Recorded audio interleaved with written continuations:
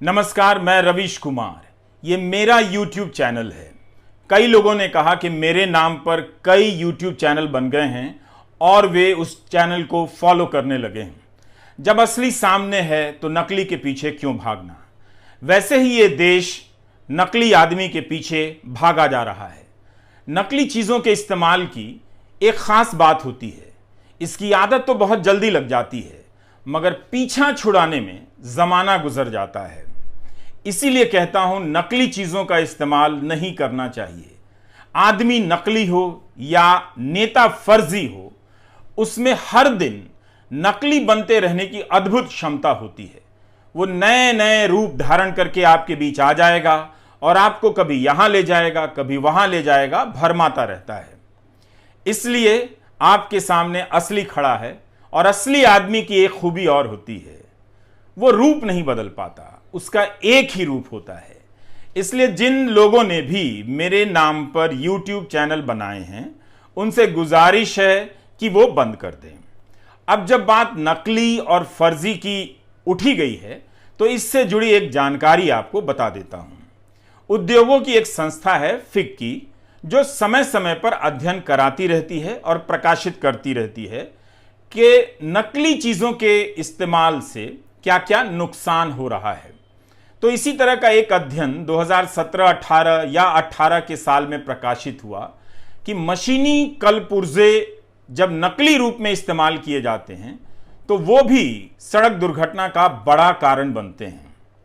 और नकली चीज़ों के इस्तेमाल के कारण भारत सरकार को करीब करीब या अर्थव्यवस्था को 1.25 लाख करोड़ से ज़्यादा का नुकसान होता है। 16 लाख से ज़्यादा रोजगार प्रभावित होते हैं और सरकार को हजारों करोड़ रुपए के राजस्व का नुकसान होता है। इस तरह की चीजें ज्यादातर 5 बड़े सेक्टरों को प्रभावित करती हैं। एक तो कपड़ा है, दूसरा रेडीमेड गारमेंट है, तीसरा इलेक्ट्रॉनिक साजो सामान है, मशीन और कलपुर्जे हैं, फिर तंबाकू है। तो इन सारी चीजों के बहुत सारे नकली उत्पाद बन जाते हैं और सस्ता खरीदने के चक्कर में लोग और परेशानी मोल लेते हैं। तो इसीलिए ये बात बहुत अहम है कि जो नकली खेल खेल रहा है, किसी के नाम पर चैनल बना रहा है, किसी और प्रोडक्ट के नाम पर नकली प्रोडक्ट बना रहा है, वो ये जानता है कि लोग इसके झांसे में आ सकते हैं। फिक्की का ही एक अध्ययन बताता है, जो मीडिया में छपा भी है, कि जो लोग नकली चीजें खरीदते हैं उनमें से 80% लोगों को यकीन होता है कि वे असली चीजों का इस्तेमाल कर रहे हैं। तो आप मेरे नाम पर बने YouTube चैनल को फॉलो ना करें। कम से कम आप उन 80% लोगों में नहीं हो सकते हैं। मुझे अच्छा नहीं लगेगा। इसी तरह का एक अध्ययन मुझे लगता है कि YouTube और सोशल मीडिया की साइट्स को भी करना चाहिए कि जो लोग किसी के नाम पर ट्विटर हैंडल बना लेते हैं, YouTube चैनल बना लेते हैं, Facebook पेज बना लेते हैं, वो उस व्यक्ति का कितना नुकसान करते हैं। बात केवल आर्थिक नुकसान की नहीं है। कई बार किसी के नाम से पेज बनाकर लोग झूठी बातें फैलाते हैं, अश्लील चीज़ें पोस्ट कर देते हैं, ज़्यादा भ्रामक चीज़ें फैलती हैं तो लोग और परेशान होते हैं। और जिनके पास मेरा नंबर है, किसी तरह का संपर्क है, किसी के ज़रिए संपर्क है, वो अपनी परेशानी को मेरे नज़दीक ठेलते रहते हैं।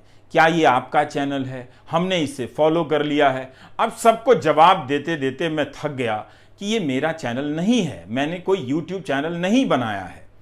लेकिन जून के महीने में इस साल मैंने एक चैनल बनाया था। मुझे लगा था कि मैं इसमें काफ़ी कुछ कर पाऊंगा, मगर प्राइम टाइम की व्यस्तता के कारण वक्त मिलता नहीं है, तो बहुत कुछ कर नहीं पाया। कुंवर नारायण की एक कविता थी, पर अब लगता है कि मुझे उस चैनल को सक्रिय कर देना चाहिए, ताकि नकली चैनल जो बनते जा रहे हैं और लोग उसे फॉलो कर रहे हैं, उन लोगों की परेशानी दूर हो सके। तो हम इन चीज़ों के बारे में हमें ज़्यादा सतर्क रहना चाहिए।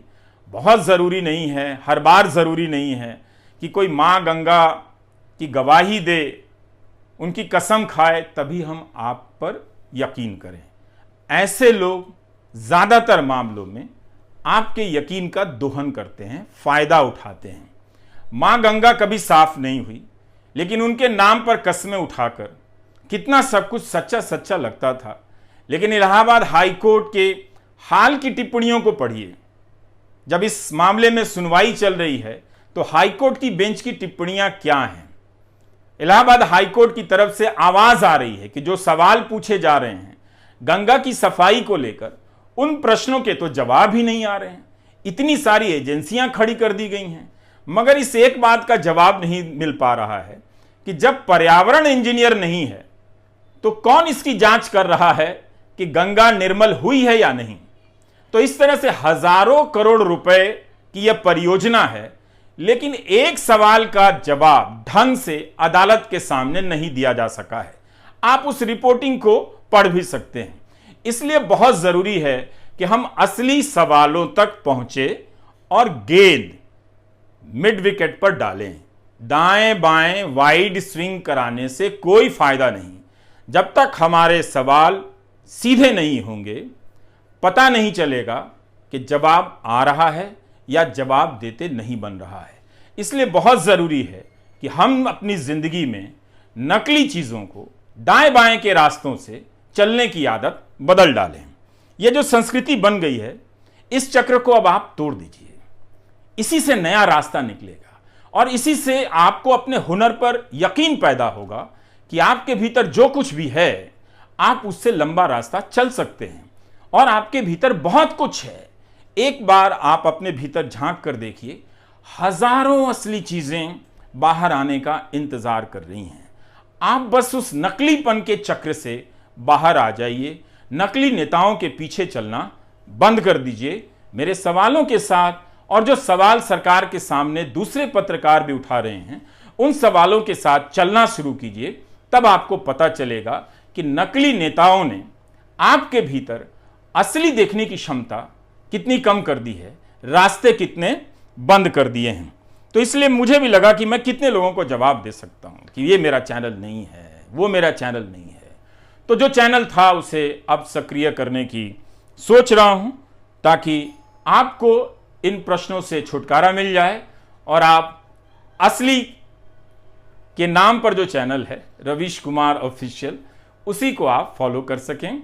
आने वाले समय में कोशिश करूंगा कि समय समय पर और तेज रफ्तार से इसमें सामग्री डाली जा सके, ताकि फिर कोई दूसरा फायदा उठाकर मेरे नाम पर नकली YouTube चैनल ना बना सके। आप अपना ध्यान रखिएगा। नमस्कार।